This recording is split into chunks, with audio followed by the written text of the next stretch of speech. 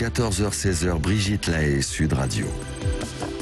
Nous sommes avec Daniel Ballesteros, médecin, conférencier, auteur de Se soigner, c'est s'écouter, de L'amour, c'est bon pour la santé. Donc ça, vous avez la preuve dans ce livre que l'amour, c'est bon pour la santé. Et ça, je crois que tous nos auditeurs en sont ravis.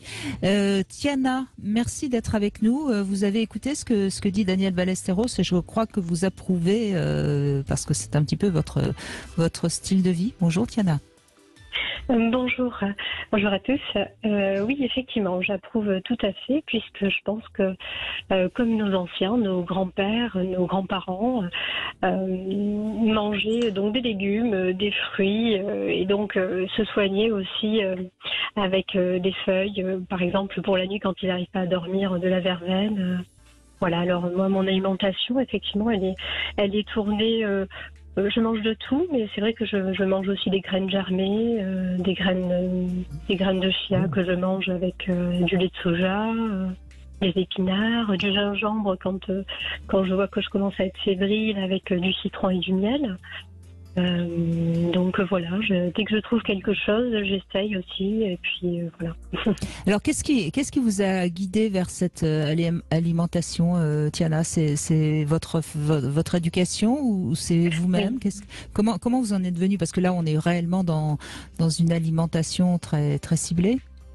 Oui, alors je pense que déjà c'est mon alimentation, puisque déjà très petite on me faisait manger des fruits, des légumes, voilà. Et puis après, moi je me suis effectivement ouvert à tout ce qui est graines germées, voilà. Donc j'ai fait durant le Covid, j'ai fait de la méditation aussi, puisque pendant la première semaine de confinement, je ne me suis pas trop reconnue. J'étais souvent sur le téléphone portable, donc avec les réseaux sociaux, et je mangeais un peu mal, voilà. Donc une semaine après, j'ai décidé de faire de la méditation et de me recentrer sur la méditation et tout ce qu'il y avait autour, donc le bien manger aussi.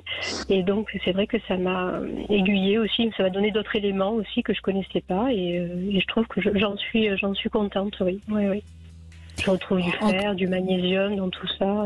Oui, en tout cas, on pourrait dire que vous écoutez vraiment, parce que la première semaine, comme beaucoup de monde, vous avez été un petit peu étonné, enfermé, et vous avez cherché à avoir des informations en allant sur les réseaux sociaux, par exemple. Mais tout de suite, vous vous êtes recentré. Donc, on peut dire, Daniel Ballesteros, que Tiana s'écoute, donc se soigne. Alors, on peut dire la chose, c'est que vous voyez, les gens sont capables. Alors, est-ce qu'il faut une épreuve?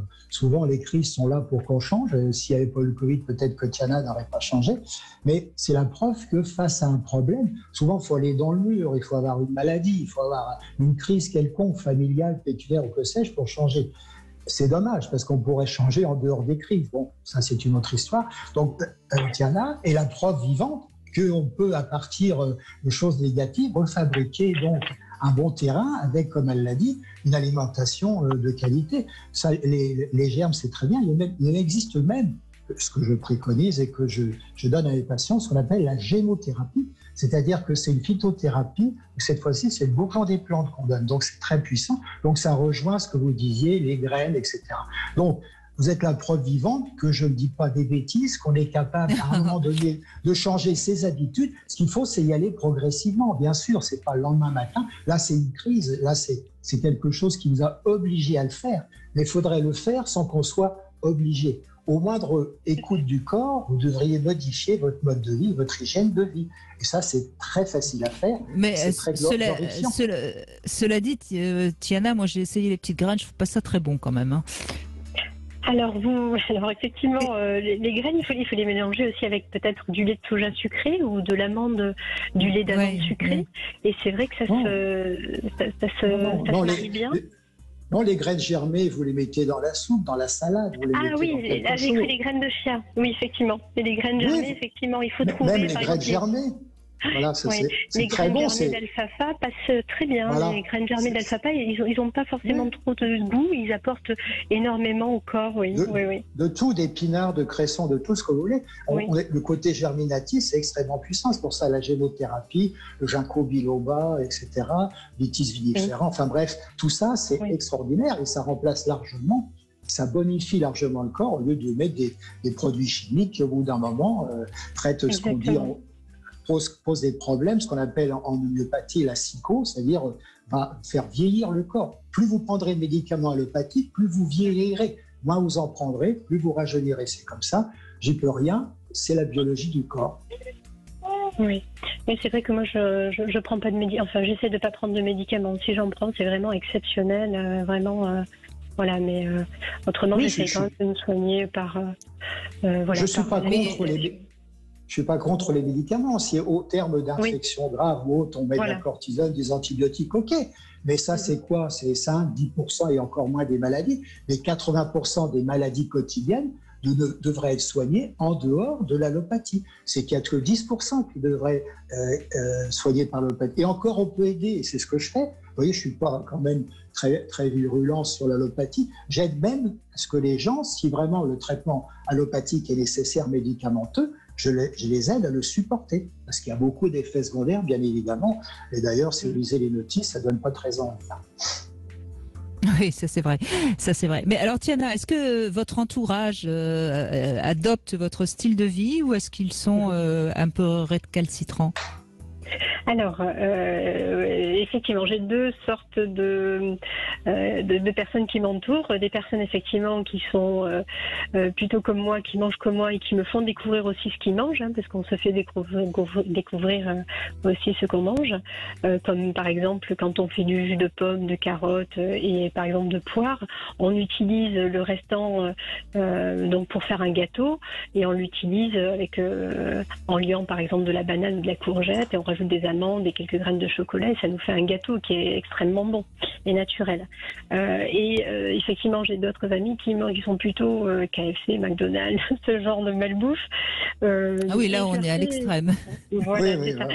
Mais je leur fais découvrir quand même moi ce que je mange. Mais c'est plutôt des personnes qui n'ont pas forcément le temps de manger ou pas le temps de manger, mais c'est surtout de se préparer à manger aussi. Et c'est vrai que ils aiment quand même partager les repas que je peux leur faire découvrir, oui, avec des épices aussi différentes que voilà.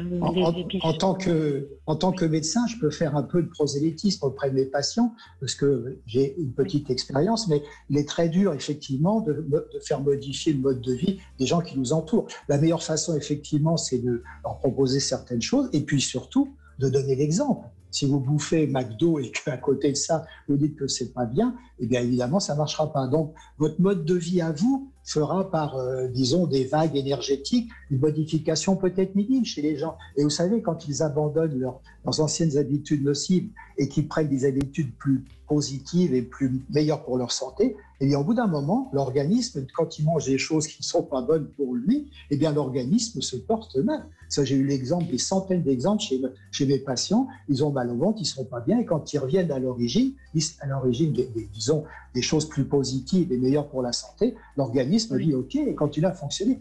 Il ne faut pas oublier ça, c'est très important. L'organisme, quand tu as des bonnes habitudes, il a du mal à retourner dans les mauvaises. Hein. Oui, ça c'est clair. Et puis peut-être que sur l'excuse j'ai pas le temps, Tiana, on peut peut-être leur rappeler que de sauter un repas de temps en temps c'est très très bon pour la santé et le temps c'est plutôt que de se nourrir n'importe comment, c'est pas très grave de sauter, au contraire même. Hein, je crois que c'est bien, Daniel Ballesteros. Ah oui, au contraire, oui.